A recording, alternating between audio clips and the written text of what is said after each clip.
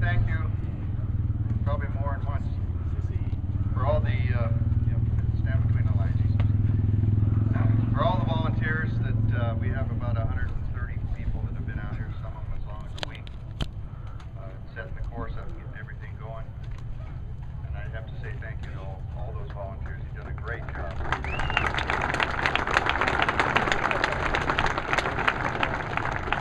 And also, as Gary mentioned, another thank you for all our military personnel that have been serving here and abroad. And we offer free entrance and free lunch to all you folks. If you paid, come and see me, get your money back, and I'll give you a lunch ticket.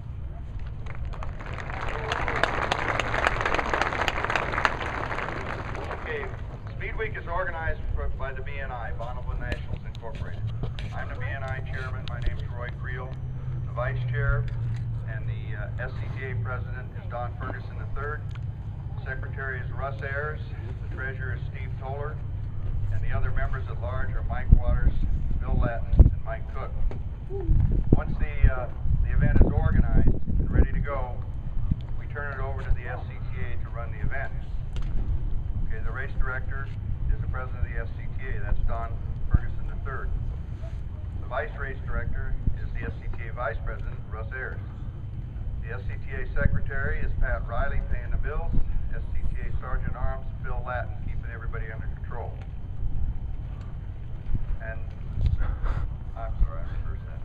Miriam is the secretary, and Miriam McMillan, and the SCTA treasurer is Pat Riley. I got it backwards. Okay, SCTA and BNI folks that are helping the management. I would like you to monitor FM channel 4. That's our management channel. If you have to need to monitor channel 1, 2, or 3 on a particular race courses, go pick up a second radio and you can monitor both. I said this last year, but I'm going to have to say it again. I thought last year was the biggest event we've ever had. We had over 500 pre-entries this year, so without a doubt this is the biggest yet, so it keeps growing.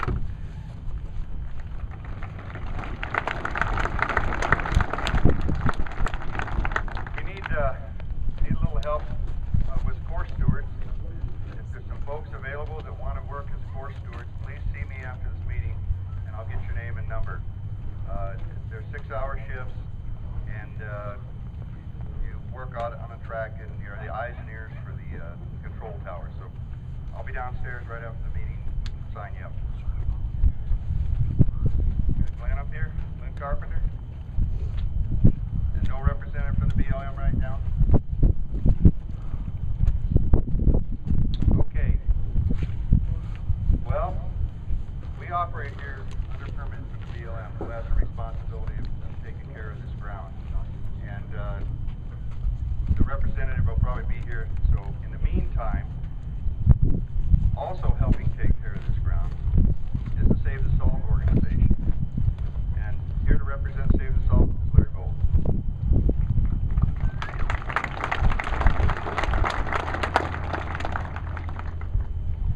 How's everybody doing this morning? Okay. Saving the whales and the dolphins instead of the salt.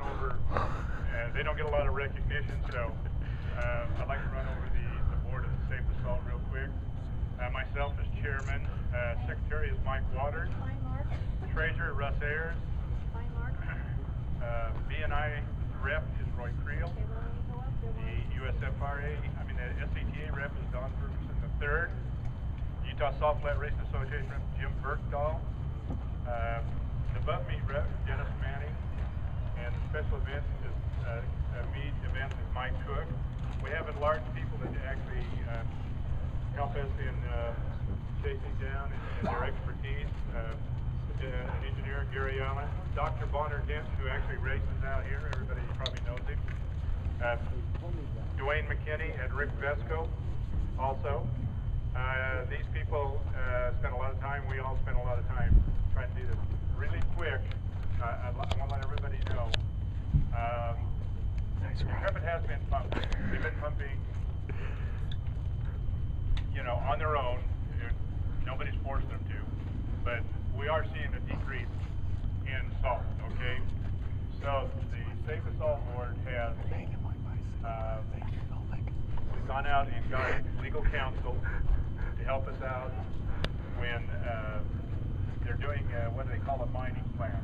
It's in the NEPA process right now with BLM. We brought in the lawyers are the law firm that we got is Snowden, Tradum, and Dean.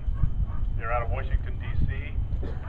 Mr. Russ Dean is the one that negotiated the 5-year pumping process with Riley Chemical when they did the pumping, which got us back over here, not around the dike. So we're hoping right now that with their expertise, they can do some negotiation with the BLM and Intrepid to see if we can get. Our whole preference is mass balance, which is what is taken off and brought back on. I hope we can achieve that.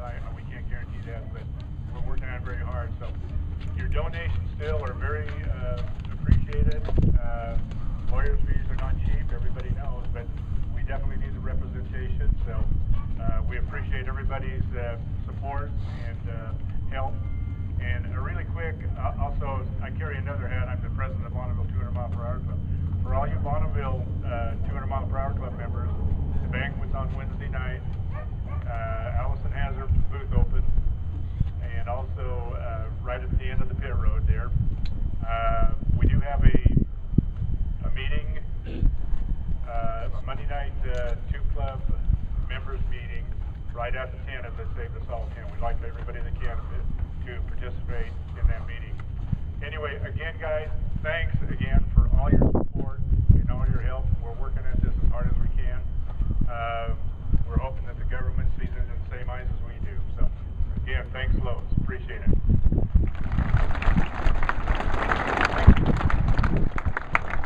Thank you, Larry. I'd like to announce Mike Cook, who's going to make the Hot Rod Trophy presentation this year for us. Hello. Hey, is Mark Berzeau here by chance? Mark Berzeau. If so, come up to the front. I need you up here as soon as possible. Okay, the Hot Rod Trophy. As we all know, in 1949, Alex Exidius won this trophy from the Hot Rod magazine in a whopping 193 miles an hour, .540. Last year, the fastest one-way speed at an SCTA BNI meet deserves this trophy. Last year, in a D-blown fuel streamliner, mind you, a D motor, a little bitty thing, Poteet in Maine set a record, or one-way speed of 394.346. So, Poteet in Maine.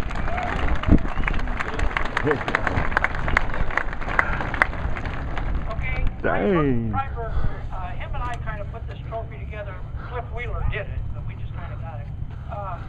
And Freiberger really apologized for not being here, and this is one of his babies, as you all know. He apologized for not being here. He has something real important, but he is sending staff up here to cover the meet. So Hot Rod Magazine will be covering the meet. Okay, thank you, Mike. Okay, we have another award, and that's the Bob Higbee Award. And I'm going to present Mike Cook, who's going to take care of the Bob Higbee Award. You know, we kind of make this up as we go along. Why it runs so good. Okay, the Bob Higbee Award. As you know, our starter for many, many years, we all loved him dearly, without a doubt. We have a board, and we meet all through the year, basically at random, mainly at El Mirage. But we meet randomly, and we have a list of people on this award. In May, El Mirage meet, we have our final meeting. We go over everybody and do some, there's only about 5 or 6 names on it right now as we speak. But we put a lot of effort into this because this trophy means a lot to the people that knew Bob Higbee, and the SCTA BNI is very, very honored that we are part of this award. Your 2010 board, which is made up, we have Bob Sykes over here, and we have Dan Warner, Cliff Wheeler, myself, Glenn Barrett, and even though she don't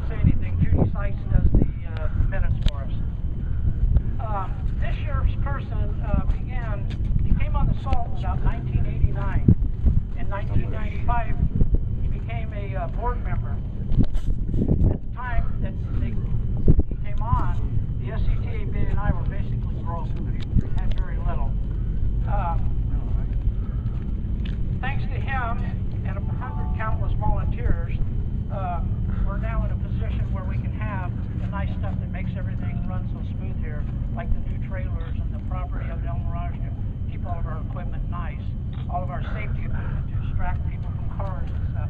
So all of that has been done way back in '89 with all the work that we've put into this.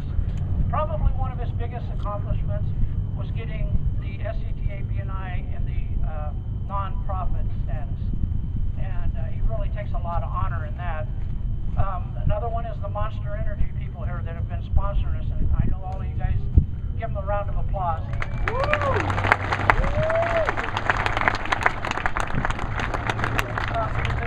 He's instrumental in that, along with the property, which Roy Creel picked it up and ran with it after we kind of put it in place and threw it on Roy Creel. The non-profit status was really good. The other thing that he's done was insurance for us for many years. When your insurance runs out, this picks up. And then when we found out how much a helicopter ride was, he worked on that, on getting a little bit of help on the helicopter ride from where we're going. He's had a lot of hats on. Even though he's retired from the SCTA BNI board now, he still puts in countless hours with us.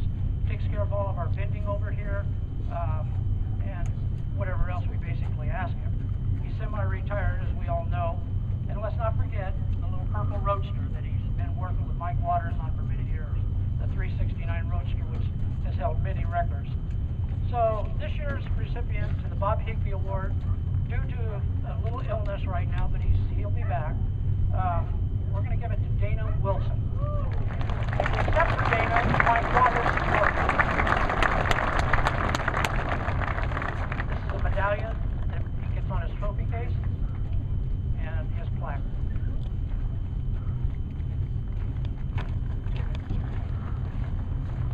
Well, on behalf of Dana, I'm sure he appreciates this award, and he's listening to it right now on the speakerphone.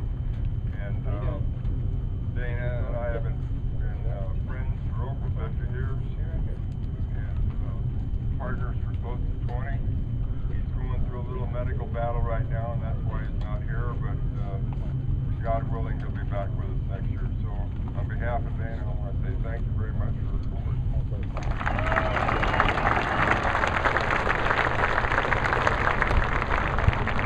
Thank you, Mike, and thank you, Dana. Okay, this is the good part for me. I get to hand off the task to the SCTA president and race director, and let's get going on this business of running these cars. Don Ferguson.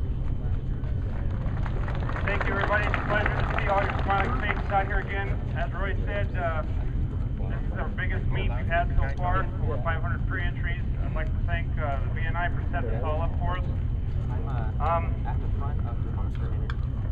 Before we get started here, I'd like to announce that the BNI and SCTA is pleased to announce that they've established a scholarship committee with a scholarship to help and support students' pursuit of their education in any field related to land speed racing. Anyone can apply no matter what field, as long as it is applied or it is in conjunction with land speed racing. Any further information can be found at our website at sctabni.org.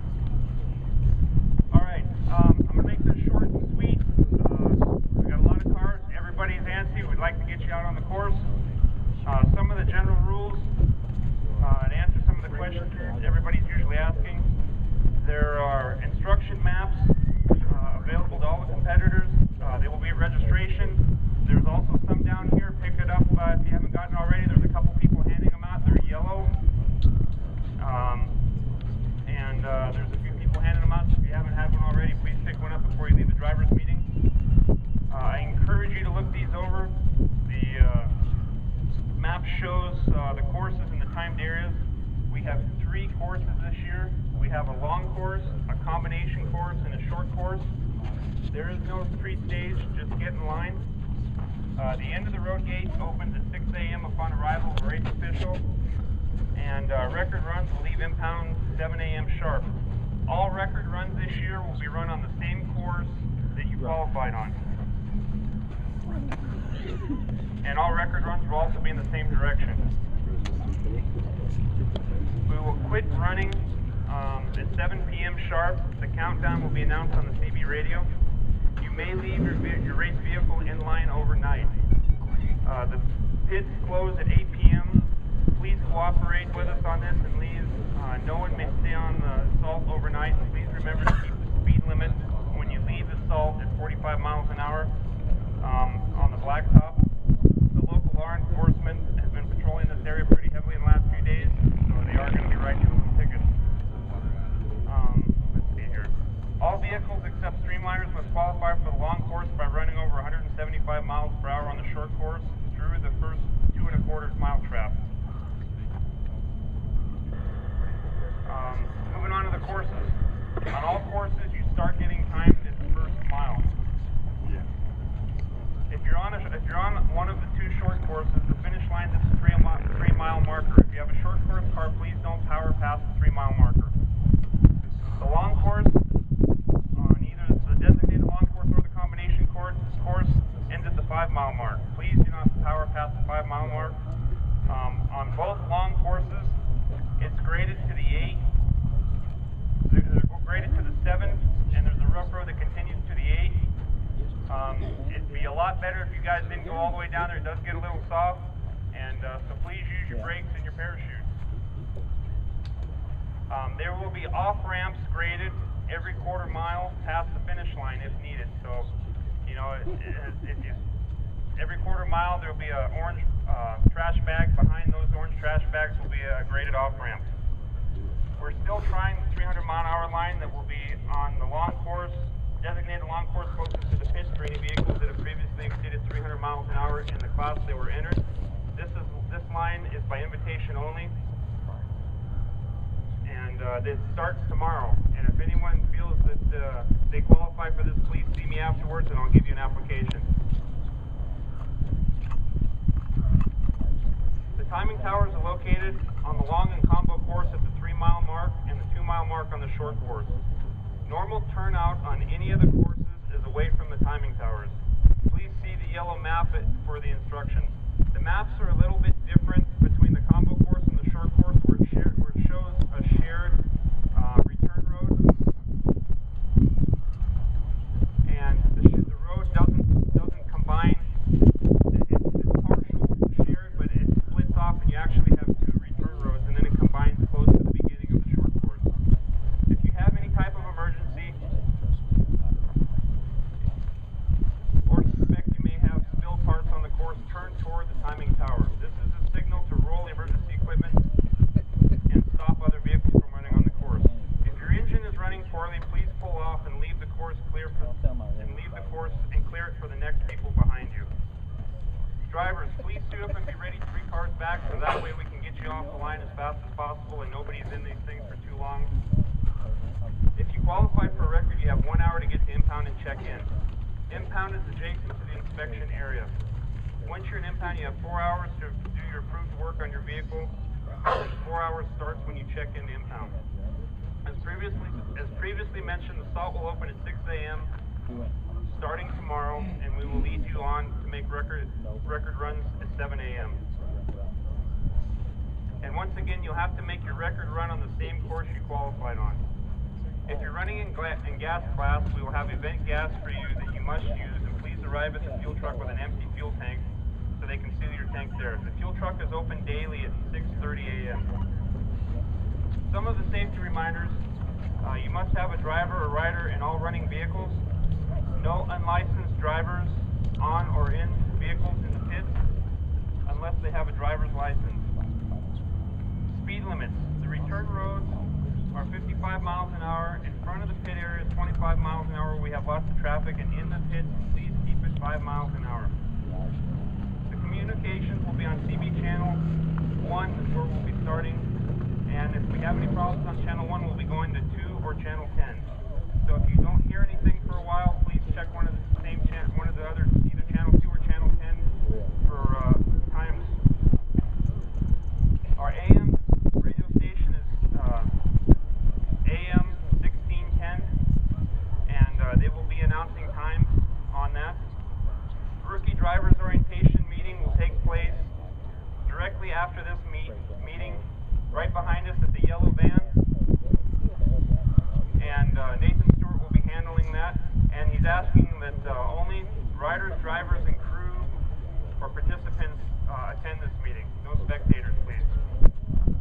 Also, there will be a starters meeting on the long course after this meeting. Jim Jensen will meet up with his starters.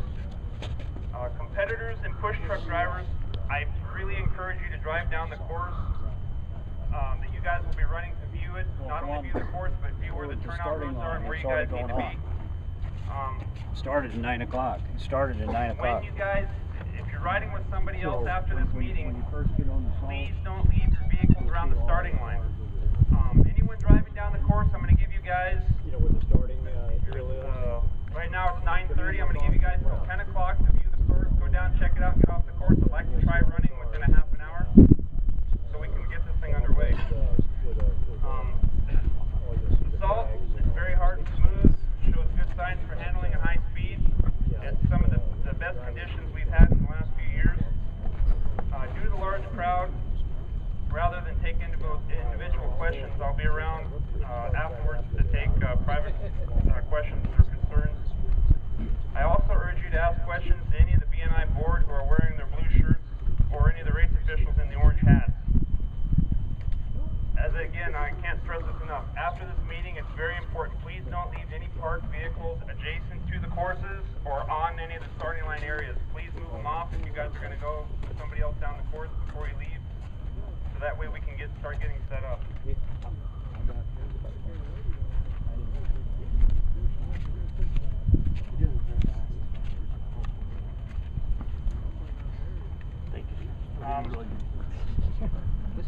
I'd like to introduce Carissa Thomas. She's going to be doing our national anthem for us this year.